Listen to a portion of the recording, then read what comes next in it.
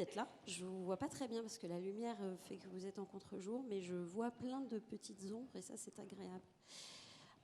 Bonne question parce que, en fait, je me la pose tous les jours.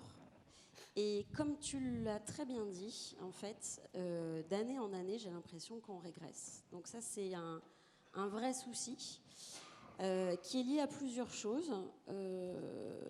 Mais en fait, la question que moi je vais répondre, enfin à laquelle je vais répondre par une autre, à ta question par une autre question, c'est finalement le community management est-il trop vieux pour mourir si jeune ou voilà, comme dit la série télé d'ailleurs. Pourquoi ? Parce que y a quelques confusions dans l'esprit des organisations et parfois des agences qui sont partenaires et qui accompagnent et conseillent ces organisations. C'est de penser en effet que ces jeunes, d'ailleurs c'est pour ça qu'on l'attribue souvent aux jeunes, mais ça c'est une simplification et en fait une fainéantise que de penser comme ça. L'histoire, en fait, c'est que les plus vieux community managers en France, je parle même qu'en France, alors autant dire que si on prend les pays anglo-saxons, c'est encore plus large, mais en fait, ils viennent des jeux vidéo. Donc en vrai, c'est un métier qui a au moins une quinzaine d'années d'ancienneté. Donc c'est pas un métier qui est né justement avec les réseaux sociaux.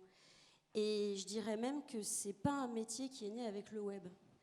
C'est une fonction qui existe et qu'on peut trouver de bien des manières dans les espaces sociaux. Pourquoi ? Parce que les communautés, en fait, elles sont partout.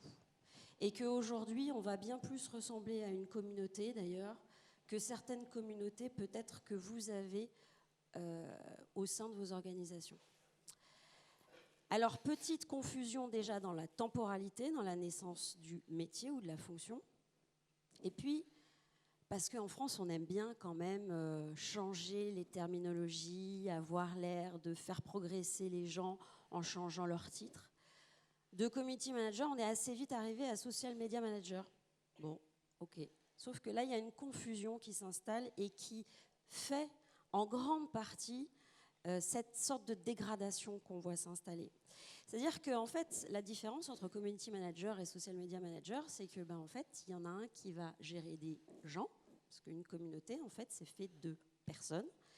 Et le social media manager, en fait, il va gérer des outils. Ça n'a rien à voir. Ce sont deux fonctions qui sont tout à fait dignes d'intérêt et d'exister. Néanmoins, ce n'est pas du tout le même périmètre d'action pour la personne qui est en charge de cette fonction. Alors, la question, c'est, oui, mais les communautés aujourd'hui, on s'y intéresse parce qu'elles sont justement sur des espaces sociaux, numériques, et qu'elles agissent, elles sont là. Et puis finalement, en fait, c'est vachement bien ces gens qui parlent. Et puis d'ailleurs, ils parlent même de nous sans qu'on soit là. Donc en fait, il vaudrait mieux qu'on soit là. Et puis en fait, Facebook, ça se développe. Puis d'ailleurs, le concurrent, il est sur Facebook. Alors moi, je vais aller aussi sur Facebook. Ah mais dis donc, il y a Twitter, c'est vachement bien Twitter. Donc en fait, il faudrait aussi être sur Twitter. D'ailleurs, j'ai été à une conférence il y a un an, IREPDay, ils avaient un hashtag, ça marche vachement bien. Il y a des gens qui sont là et qui sont fidèles au point qu'on leur offre des fauteuils. Donc, dis donc, c'est quand même super, cette histoire de Twitter et de Facebook. Ok. Alors, on fait quoi ? On va sur Facebook et Twitter. Ok. On va y faire quoi ? On va raconter quoi ? Et puis surtout, on va parler à qui ? Parce qu'en fait, je ne sais pas moi qui est sur Twitter ou sur Facebook. Je ne sais pas à qui il faut que je m'adresse. En fait, je ne connais pas mes publics. Voilà l'intérêt du community management. C'est que, au fond, c'est pas une fonction où on va courir sur le nouveau réseau social à la mode et que on voit nos concurrents y être. Alors il faut absolument y être. Et puis en fait, c'est une course folle à l'outil. Je dirais que première chose, c'est quand même du temps long.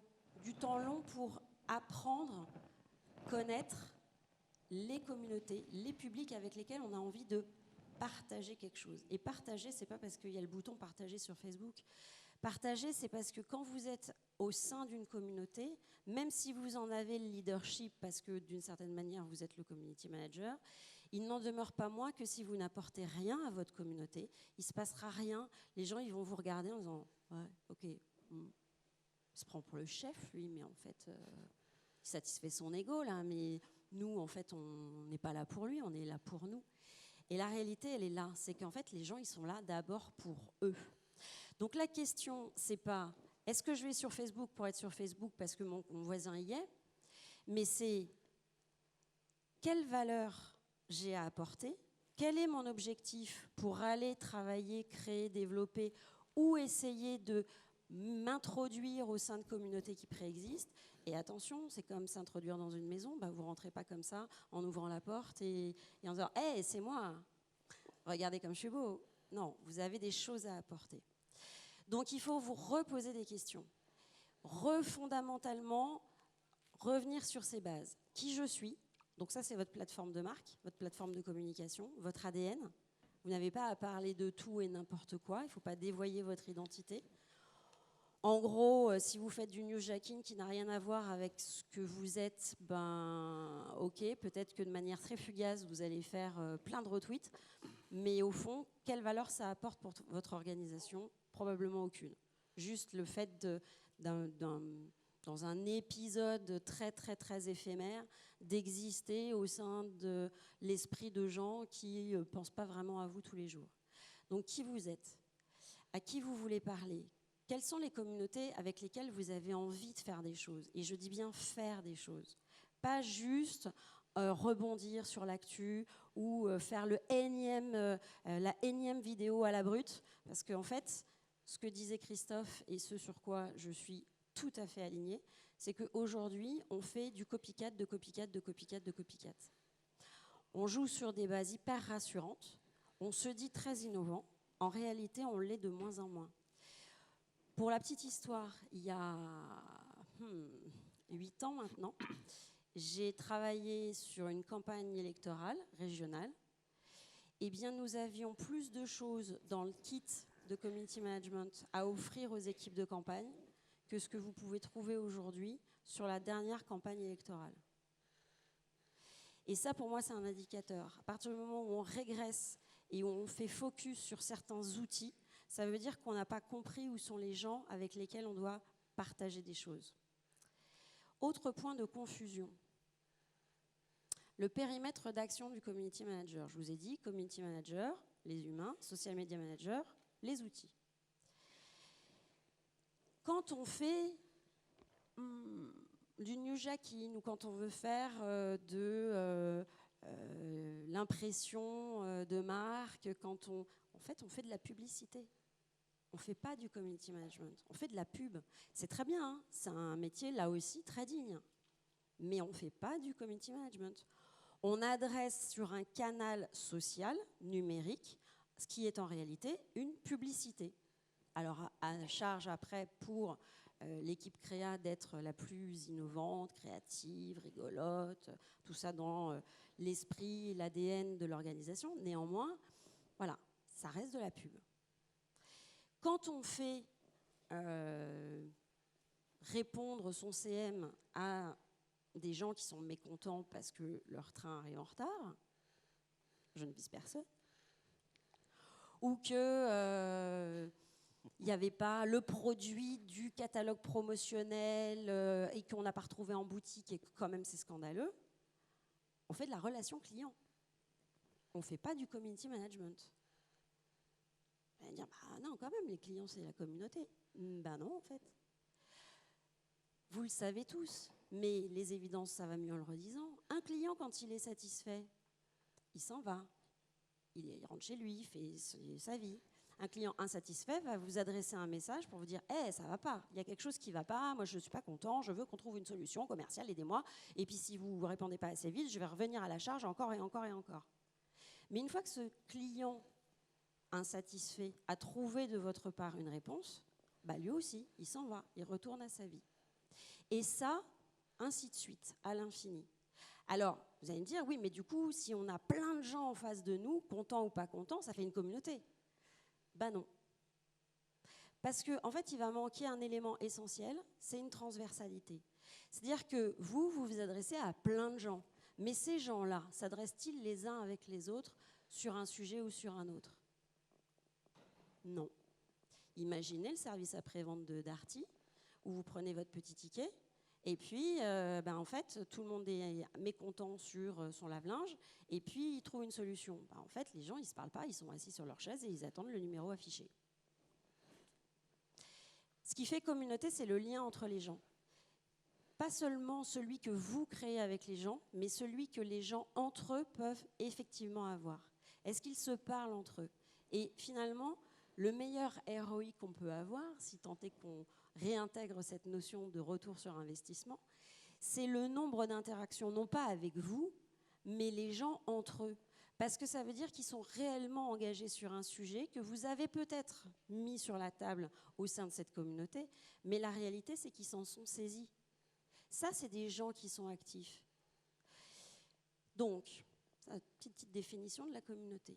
Qui je suis, à qui je m'adresse, pour faire quoi? Quels sont mes objectifs? Si mon objectif, c'est de faire de l'affichage, je suis dans la pub. Si mon objectif, c'est de satisfaire mon client, je suis dans la relation clientèle.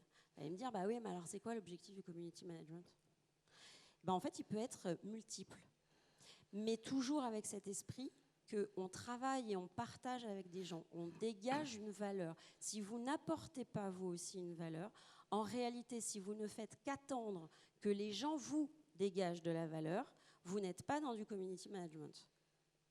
Vous êtes dans quelque chose de très vertical, avec effectivement une attente héroïste forte, mais vous n'êtes pas dans du community management parce qu'il vous manque cette horizontalité. Community management, c'est forcément un schéma en croix. Donc, mes objectifs, ils peuvent être multiples. On peut faire de la co-création, et là je sais que je vais faire rire mes petits camarades, mais n'empêche que si on revient 8 ans ou 9 ans en arrière, ce qui fonctionnait le mieux, c'était quand même ça. Et là où on avait de réelles communautés, c'était quand effectivement, par exemple, des plateformes de vente de billets de train en ligne mettaient à disposition des plateformes où il pouvait y avoir une réflexion à la fois des salariés et des clients ou potentiels clients pour l'optimisation de la plateforme sur laquelle ils allaient effectivement consommer des billets. Mais la réalité, c'est que finalement, ces gens, ils étaient tous mus par une innovation technologique. Et là, on rejoint des gens, par exemple, comme Damien. C'est le type de profil qui va pas forcément... Alors, il peut être consommateur de billets de train, mais n'empêche que ce qui va l'intéresser, c'est bidouiller, c'est trouver une solution, c'est améliorer, trouver le truc. Ça a été la force des forums d'entraide et d'assistance d'Orange, qui est né non pas à l'initiative d'Orange, mais très exactement à l'inverse. C'était des gens qui étaient passionnés effectivement de téléphonie, de tous ces outils, qui bidouillaient et qui se retrouvaient ensemble sur un forum. Un forum. Et ça marche toujours très bien. Hein. On n'est pas sur Facebook, on n'est pas sur Twitter, on est sur des forums. Voilà, donc il y a quand même des choses où il faut être très clair, reposer des bases. C'est un métier ancien, donc réinventons pas la poudre. Retrouvons des choses qui ont déjà été faites et qui marchent ou qui ont marché, qu'on a abandonné parce qu'on s'est mis dans une roue de il faut faire comme les autres parce que quand même c'est vachement bien. Puis en plus Facebook il dit qu'il faut acheter du média. Alors on y va, sauf que du coup on rentre dans une logique de publicité et plus de community management. Et ne perdons jamais de vue que le community management, c'est pas juste effectivement le petit stagiaire qui va bidouiller derrière sa tablette en disant ouais c'est bon, j'ai mis les 3 posts qui vont bien pour la journée. C'est quelque chose qui doit être pensé d'un point de vue stratégique, qui doit être inclus dans une stratégie globale de communication, peut-être numérique, mais de toute façon une communication globale. Donc ça veut dire qu'à un moment, c'est une petite brique dans l'ensemble de la stratégie d'entreprise. Ce n'est pas un élément isolé, ce n'est pas quelque chose qu'on va juste travailler parce qu'il faut faire comme les copains. Je vais échanger juste avec vous un dernier point.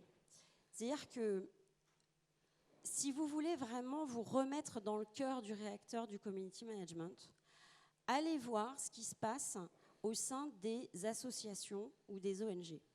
Alors, pourquoi je dis ça?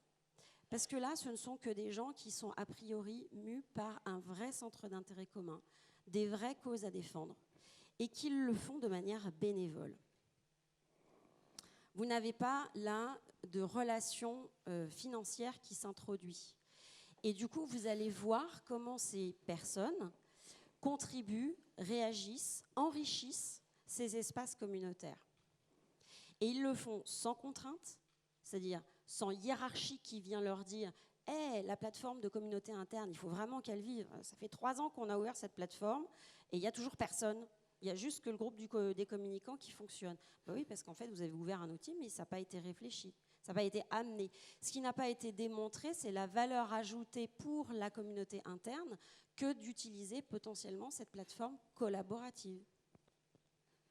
Donc revenir sur des choses où il n'y a pas de notion ni de contrainte, ni de hiérarchie, ni de contrat de travail, ce qui va avec, ni de relations monétaires, ça permet de voir et de revoir des mécaniques fondamentales de, en gros, si j'ai rien à apporter, moi, en tant qu'organisation, en fait, les gens, eux, ils vivent indépendamment de nous, donc ils quittent nos espaces, où ça fait des membres fantômes sur nos espaces de Facebook, et puis ils vont ailleurs parce qu'ils vont défendre la cause.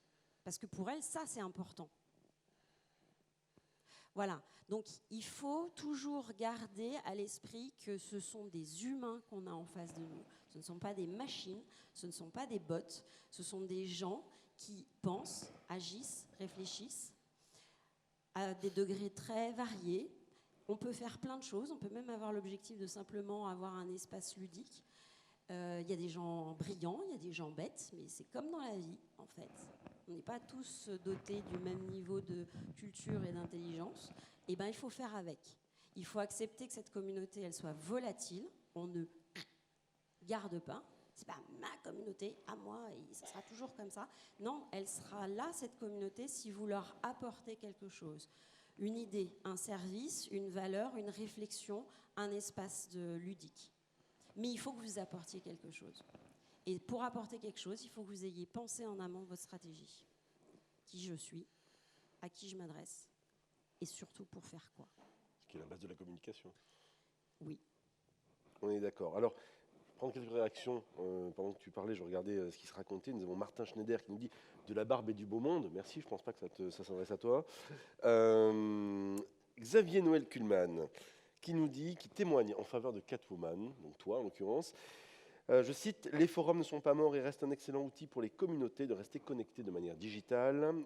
J'en atteste notamment dans le monde associatif, ce que tu disais il y a quelques instants. Et effectivement, les forums ne sont pas morts et d'ailleurs sont à l'origine, ou un des outils d'origine du web. On est bien avant les réseaux sociaux, on est plutôt aux alentours des fin des années 90. Et il pose une bonne question qui est, peut-on aujourd'hui être un bon community manager sans être nous-mêmes amoureux du produit ou service que l'on représente et faire preuve d'une envie réelle et profonde de servir la communauté que l'on gère? Alors, c'est la deuxième partie de la question qui me paraît hyper importante. Bon, c'est sûr que si vous n'êtes pas convaincu de l'entreprise dans laquelle vous vous trouvez, ça va être un peu plus compliqué, au-delà du produit même. Mais comme on n'est pas là pour vendre un produit, on est là pour faire vivre peut-être autour, et on en a plein des marques dans cet esprit-là qui ont développé en fait tout un écosystème autour du sport, de l'eau, de la glisse, etc. On a plein d'organisations qui font ça. Mais la réalité, et avant tout, c'est si vous êtes un community manager qui n'aime pas les gens, ça ne marche pas.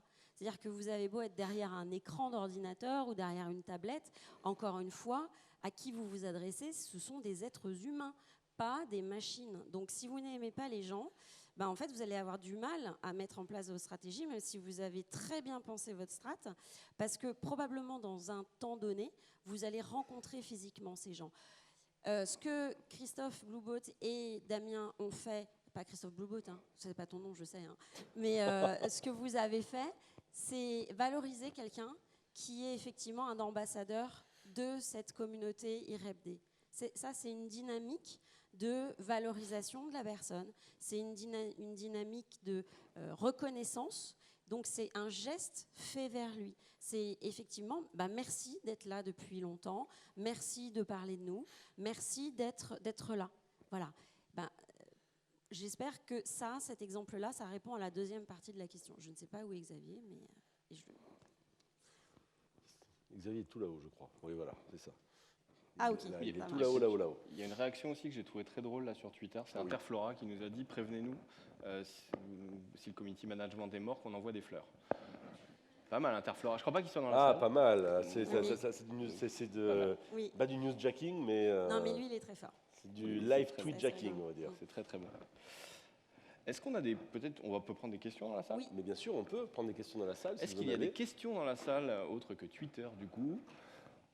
Et là, il baisse toute la tête. La première question, c'est le plus difficile. À vous souhait. Une question? Sinon, si vous n'osez pas, vous pouvez le faire par Twitter. Hein. Alors, ce qui est un peu bizarre, oui, mais bon, c'est pas très grave. Du coup, je peux peut-être répondre à la question initiale. Alors, moi, j'ai une question. Ah. Oui. J'ai une question qui. Attends, elle voulait répondre à la question initiale. Oui, c'est vrai. Non, Le pardon, community excuse-moi, management, je suis excuse-moi. rustre. Je suis désolé, excuse-moi. Alors, moi, j'ai pas de.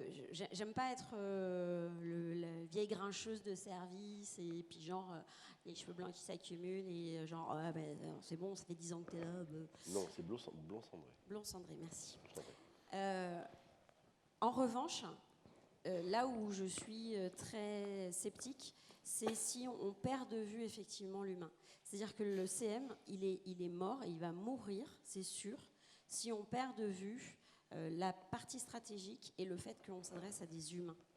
Si on ne remet pas l'humain dans le cœur du métier, si on ne remet pas l'humain comme une nécessité absolue de partager avec lui, d'échanger et de s'enrichir, donc ça veut dire que si on n'a pas trouvé l'objectif stratégique qui fait que on a affaire à une communauté. Les gens qui ont laissé brancher leur téléphone. Ah ouais, je crois que c'était l'heure. Non, ça veut dire qu'il te reste 5 minutes. D'accord. Ah ok. C'est effectivement un métier qui va mourir. Par ailleurs, tout le monde n'a pas forcément besoin de communauté pour exister. Ça aussi, c'est quand même important de se le raconter. Ah, ça, c'est intéressant. Ça veut dire que, enfin, non pas que tout ce que tu dis n'est pas intéressant jusque-là, mais le fait de dire. C'est un peu ce que tu dis. C'est pas du tout. Non, mais le fait de dire que cette phrase qui dit on n'a pas forcément besoin d'agréger une communauté, ou ça veut dire que toutes les marques n'ont pas forcément vocation à avoir une communauté. C'est-à-dire que si c'est pour se dire je fais de la communauté, est-ce qu'on peut envoyer juste la photo que je t'ai partagée hier soir? Tu l'as oubliée? Ouais. Ah, c'est pas grave. Je vous la raconte. Je vais dans un espace de coworking, je vais aux toilettes, c'est tout bête, hein, et mes yeux se portent sur le sèche-main. Et là, je vois écrit « S'il vous manque quelque chose, appelez les gens qui sont en charge de la communauté ». Et là, je me suis dit, ok, donc communauté, on est arrivé au point que C'est un groupe de gens. c'est un groupe d'individus réunis dans un espace. Qu'ils fassent quoi que ce soit, c'est pas grave, c'est le fait qu'il y ait des gens. Mais ça, c'est un peu du dévoiement bullshit, Complètement. croisé avec du customer, happy manager, tout ce que tu veux. Exactement. D'accord. Absolument. Et du coup, ça fait bien, on a l'impression qu'on est les uns avec les autres, sauf que dans cet espace de coworking, en fait, tout le monde était dans des toutes petites cases qui étaient moins larges en fait que ce canapé-là. Donc on peut dire, hein, on peut utiliser le mot communauté et s'en servir comme un outil marketing. La réalité, c'est qu'on ne le fait pas. Donc ne nous voilons pas la face, ne nous racontons pas d'histoire. On ne fait pas tous du community management, même quand on dit qu'on en fait. Et il vaut mieux ne pas en faire que de raconter aux gens qu'ils sont les uns avec les autres et qu'on avance ensemble, quand en réalité, on est en train de les hyper cloisonner. Alors, il nous reste 2 minutes. Donc, j'ai une autre question. D'abord, Jérôme Birling, notre star d'aujourd'hui devant, qui nous dit, même si tu es derrière l'écran, pour être un bon community manager, tu dois aimer les gens. Ça rime. Et Xavier Noël Kuhlmann, qui nous dit qu'on est sponsorisé par Ikea. Et ça tombe bien, ce sera la dernière question. Pour Catwoman, c'est Chat Perché qui la pose. C'est trop bien. C'est mignon. Qui nous dit, dans la vie associative, les forums, certes, mais le transposer à du produit, plus dur, non. Aujourd'hui, les groupes Facebook, par exemple, remplacent les forums, selon moi. C'est pas faux. Facebook pousse les groupes aujourd'hui, même pousse à créer des groupes rattachés à des pages, parce qu'en gros, les pages aujourd'hui, c'est devenu, comme tu dis, une sorte de communauté au sens hyper large du terme. Est-ce que justement, aujourd'hui, comment on transpose ça? Et est-ce qu'il y a des nouveaux lieux d'échange qui apparaissent? Alors, il faut aussi garder à l'esprit les logiques de business model de ces plateformes. Et les rassemblements, les regroupements, les rattachements, c'est aussi pour avoir des puissances de frappe plus fortes et garantir aux clients, quand ils font de l'achat média, qu'en effet, ils toucheront X personnes. Donc, ce n'est pas forcément une logique de rassemblement communautaire, c'est d'abord une logique financière et héroïste. Ça n'a rien à voir. Donc ça dépend de l'intention de départ, c'est-à-dire de l'objectif que s'est fixé effectivement la personne qui a écrit la strate. Moi, je dis toujours à mes étudiants, quand vous faites un benchmark, certes, allez regarder vos concurrents directs, mais regardez toujours un élément parasite. C'est-à-dire une organisation, quelle qu'elle soit, qui ne vous ressemble pas du tout, qui, voilà, ni dans son ADN, ni dans sa démarche commerciale, ni dans son produit, ni dans rien, mais ou qui est effectivement pour le coup du milieu associatif, mais qui poursuit l'objectif que vous êtes adressé. Et vous allez voir que très souvent, en fait, si vous faites bien l'analyse, pas seulement genre le tableau, je fais le listing, machin, mais l'analyse vraiment avec le benchmark, vous trouverez des bonnes méthodes. Et surtout, ça vous contraindra à sortir de « Ah, mon concurrent X, Y, Z, ils font déjà ça, bah donc il faut qu'on fasse ça parce que nous, on ne le fait pas. » C'est un élément qui est parasite, qui pousse l'esprit à penser autrement. Et en général, ça fonctionne assez bien. Merci beaucoup, Catherine. Merci à vous. Vous pouvez l'applaudir, merci à toi. Et donc, ton livre est toujours en disposition. Oui. Voilà. 8 ans plus tard, il est toujours d'actualité. Ouais. Community Management chez Diathéno. Et il y aura peut-être il y aura un 2 ? Est-ce qu'il y aura un 2 A Une priori, suite, une mise en à fait, jour. a priori, il n'y a pas de 2 parce que si tu veux, nous, on n'est pas rentré dans une logique de présentation des outils, justement, mais plutôt de principe et de fonctionnement général et de pensée stratégique. Donc en vrai, on s'était posé la question à un moment, mais en vrai, on n'aurait rien de plus à raconter parce que les principes n'ont pas changé en réalité. Alors du coup, voilà, je vous invite Merci beaucoup. à vous ruer sur ce livre. Et Merci bonne à toi. journée. Merci à toi d'être Merci, venu nous rejoindre Catherine. aujourd'hui. On peut l'applaudir. Ouais, vous pouvez nous l'applaudir.